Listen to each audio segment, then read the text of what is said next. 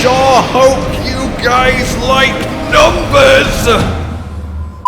Hello then, my fellow sorcerers! How are you this fine day? Hopefully, whatever your answer, it's about to get even better, because it's finally time to talk the best endgame highest damage sorcerer build in all its glory. It's evolved a lot since the last time we sat down to do this, and I am very excited to go over this one. This then is the perfect version of the Lash, and essentially then what we can do is, well, you know, Unstable Currents. It's our ultimate 10 seconds of godlike power, everything melts and you're nigh unkillable and it's glorious.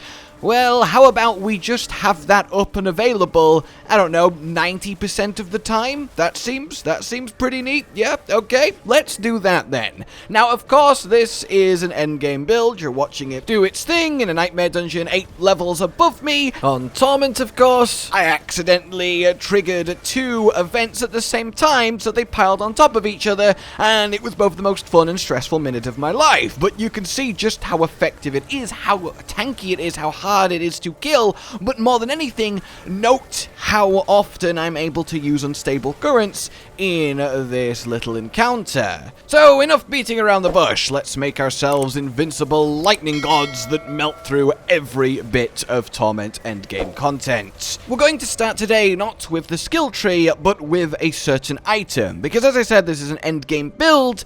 Like many classes endgame builds, it requires a unique to actually come into being, and this single unique, the Raiment of the Infinite, completely flips the Lash build on its head, lets us change where like half our points are spent, swap our enchantment slots out, and basically evolve the build in a completely new, better, and ridiculous direction that feels incredible to play. And as you're seeing, after you teleport, enemies are pulled to you and stunned. That cannot be overstressed how good it is. This effect is so good that we no longer need to use the Lash for stun, which frees up an entire enchantment slot, which, as you can imagine, is ridiculously helpful. So, let's actually show this in action. So, I've got this little cluster of enemies, and, you know, they're all attacking me and stuff, and of course, we want everything grouped together. So, we teleport on top of them all, and then look, they're all just stacked, and then they get blown up. It really is kind of ludicrous, and teleport's already back off cooldown, so the increased cooldown just doesn't matter. Look at that. Teleport on top of a group of enemies, stack them on you, hit Frost Nova, and then they all literally get deleted. It's just silly. And this serves now as the entire source of stun for the build, apart from, of course, the inbuilt stun of Lash. It really is that good. So now that you're aware of that, obviously, you need to grind it out somehow, and that is something that I can't help you with, other than wish you good luck, and of course recommend targeting chest slots in Helltides, or indeed the Chaos chest too, as even though they're not targeted, you do get a huge swath of gear. And in high level nightmare dungeons, uniques drop fairly frequently, so it shouldn't take you too long. I've already found 2 of them.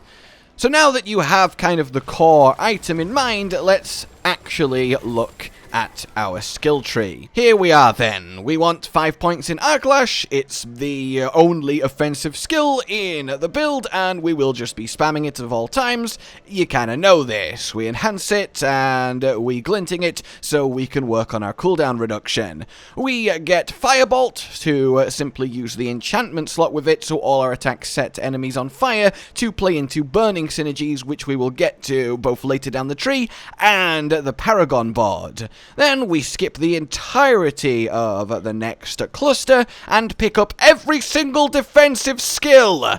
Flame Shield with Enhanced Flame Shield and then Shimmering. This is wonderful. The heal is fantastic. It will also give you a barrier thanks to Protection that we pick up, along with the 1 point and align the elements to do so. And it, most importantly, makes you immune, which gives you a huge get out of jail free card. Then we have the Teleport, the entire core to this playstyle now, though we still only need 1 rank of it. Then we get Enhanced Teleport, so we can use it even more often, and you will just be spamming it. It's so good. And then Shimmering Teleport to increase our survivability, as again, we will be spamming it.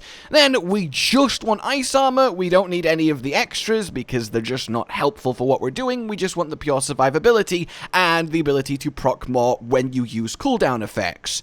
We grab Frost Nova, as adding Vulnerable is one of the, if not the biggest way to increase your damage for essentially every build, and the extra CC it provides translates to even more survivability. This thing just makes it all sing.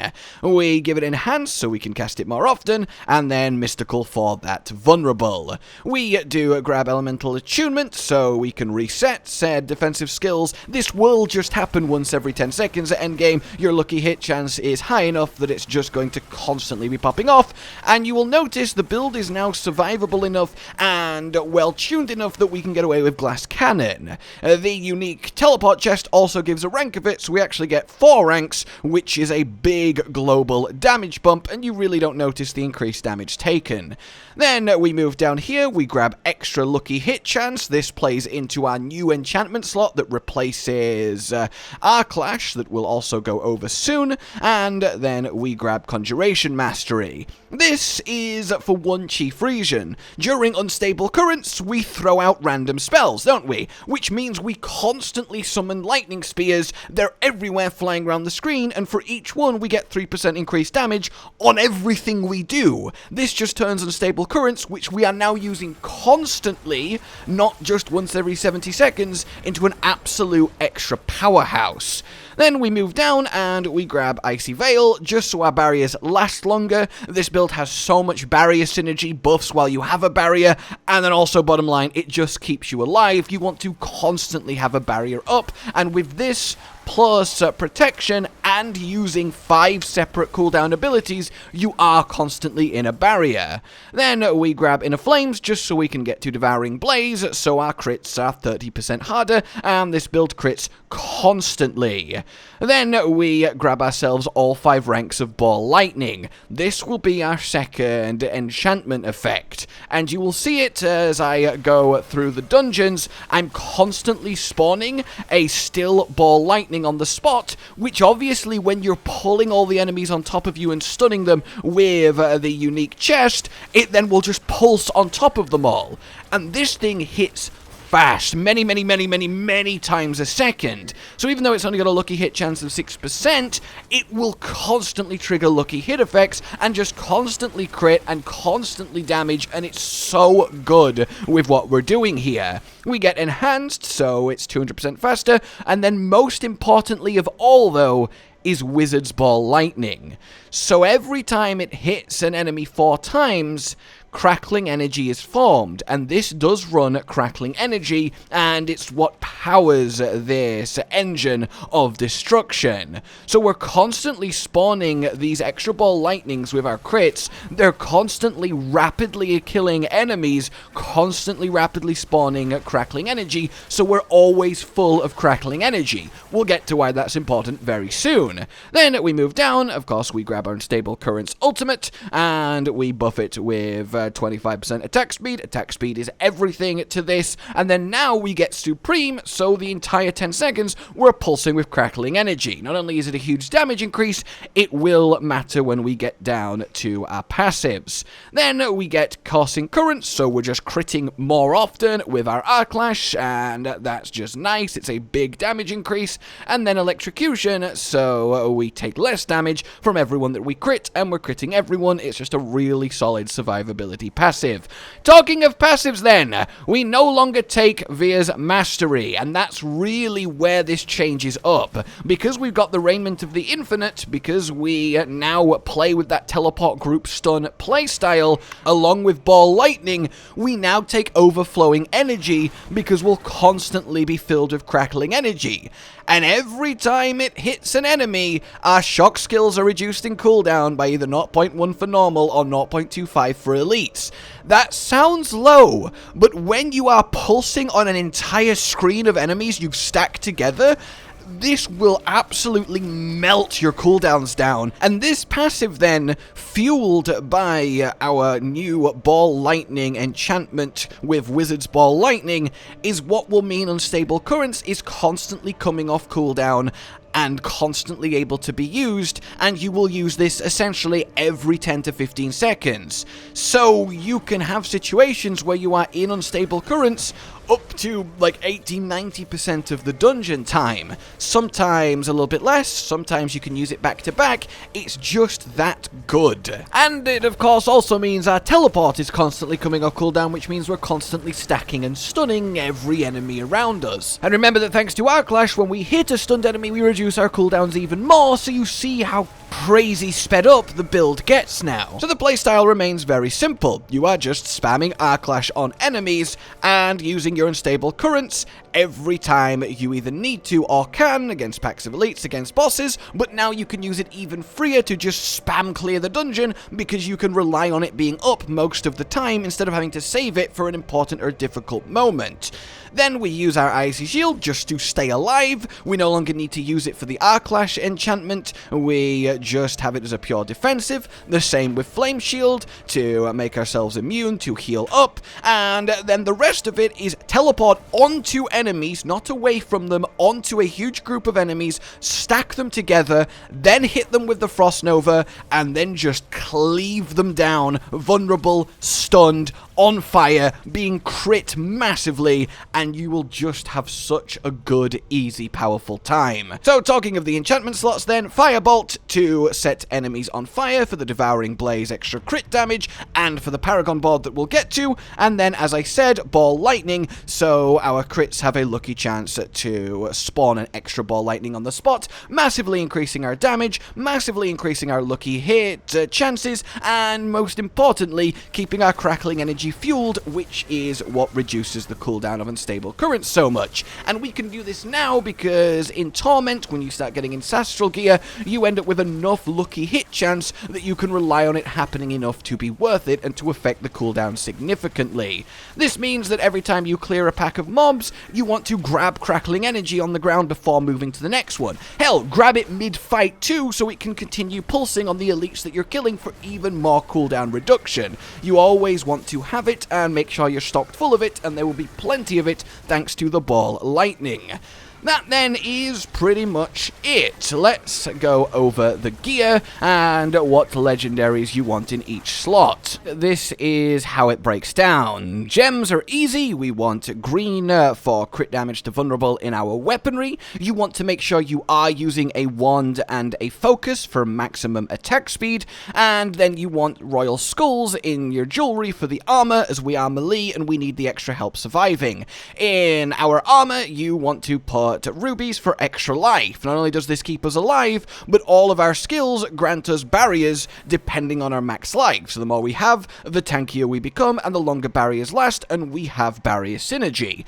So, on your weapon, you want to deal more damage to vulnerable enemies while you have a barrier. We will always have a barrier, and Frost Nova means we're always hitting vulnerable enemies. Then, you want to have more damage to stunned targets, and this is a huge increase. I'm sad that I'm having to use the basic low roll version. I hope to get a better one soon. To jewelry then, you need the X% more damage to immobilize stunned or frozen enemies. Self-evidently, it's a huge boost to a build that is constantly stunning and freezing enemies. You want this to be on your necklace, or on your necklace you want the other required, which is the rapid aspect for more basic skill attack speed. I found that giving the attack speed to the necklace for the 50% boost feels better, but you can also give it to the more damage to stunned. That's really up to you and your own results. Then we want skills deal % more damage based on how much mana you have. We don't spend mana in this build, so this is just a pure free plus 20% damage to everything we do. And when a lightning spell comes out of Unstable Currents, that counts as casting it, so it affects that as well.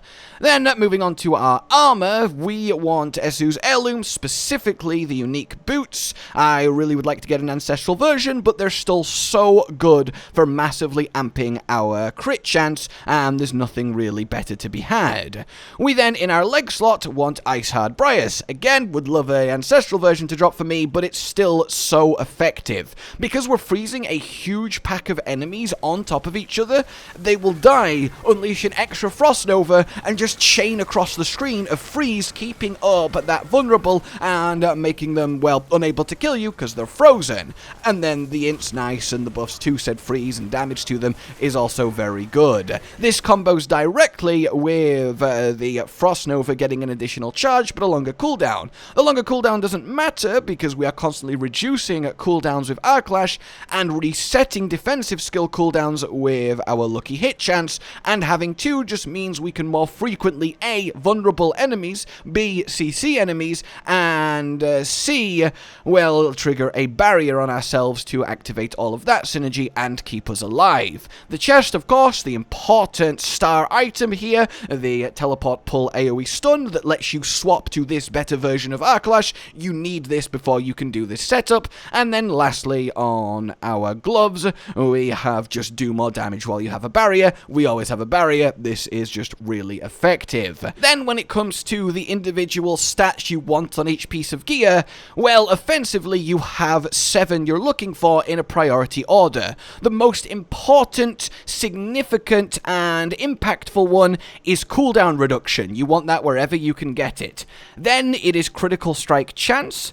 Then it is basic skill attack speed. Then it is critical strike damage. Then it is lucky hit chance, either with barrier or just pure. And then more damage to vulnerable enemies. Lastly then, just pure intelligence. So wherever it's applicable to every piece of gear, those are the 7 you're looking for. And as a more specific, then you are looking to naturally have 30% critical strike chance at least with this setup, and then you're also looking to have at least 30% cooldown reduction with this setup so that you can use Unstable Currents more, all of your defensives more, and it makes it flow so much faster and more effectively. So that's kind of what you're hoping to get, and then also a big bonus lucky hit chance too.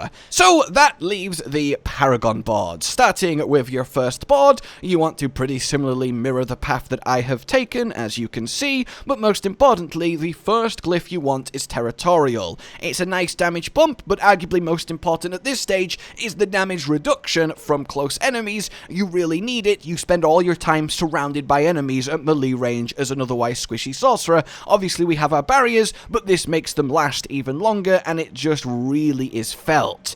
Grab, of course, the rare nodes and then activate it with the dex, and you are all good. Leave that for now. Then we want to move on and grab the next board. The next board being the Burning Instinct one, though we don't care about that legendary at all. You want to rotate it in this orientation so that the glyph slot is at the bottom left, because we're not going to spend a lot of time here. And on this board, you want to, again, very much similarly copy the pattern that I've got set up here. Obviously, you can adjust for your own specific stat spread. You might be able to activate these easier, but don't worry about activating the rare nodes for now. You will slowly just gain stat as you travel around the Paragon board, so I'm not too worried about the extra bonus from willpower not being on here. There are other more important things for me to do than gain 20 willpower. The glyph next up then is Flame Feeder.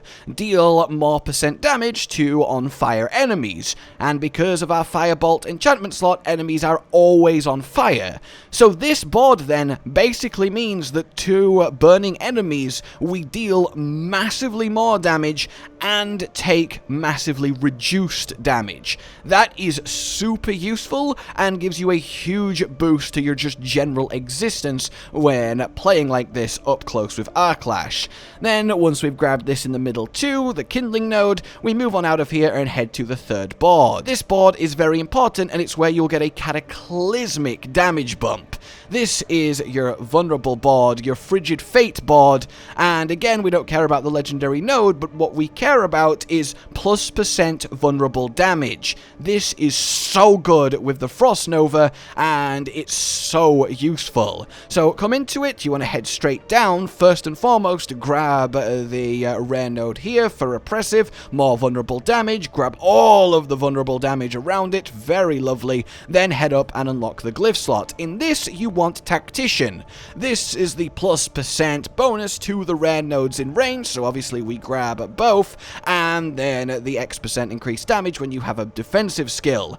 That is obviously going to be permanently activated because we're permanently rotating defensive skills. Sadly, you do need to upgrade this glyph twice before you can reach the dex to do so, but that's not the focus. We care about that bonus being applied to this weakness rare node to get that huge vulnerable damage boon that you will really feel. Then we can leave this board and come down to here. At this point, you will put on the static surge board and start getting all of this percent damage to stunned enemies, which really skyrockets you. And when you get to the glyph slot in this board, you want to be selecting the control glyph to play into it and do even more damage to stunned enemies.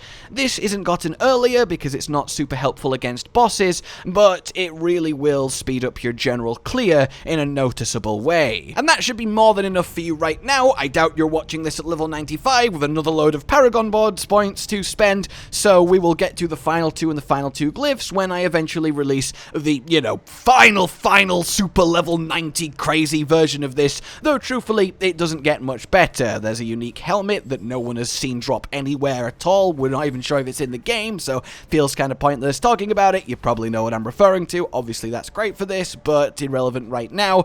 So yeah, in essence, this is kind of peak, and I hope you enjoy using it because it feels so fun, so powerful, and just a real good time. That said then, I of course will be with you soon with alternate builds that are just as good, various that I've been concocting, some you've probably not seen, and generally we will have the full rainbow array of sorcerer options for you to enjoy going forward as we head towards the first season. For now then, like you've enjoyed this, subscribe and hit the bell for more, consider supporting the future of the channel on Patreon down below, and until we meet again, a goodbye. Josh, Cotton, and Hollow with the videos, dropping the humor like a hammer on your tippy toes, bringing entertainment on a daily arrangement to take our insanity and turn it into entertainment. Yes, I said entertainment twice, to reiterate that it is nice, to look into your faces on a mostly daily basis when you let us in your homes to make the whole world a stage. Goodbye.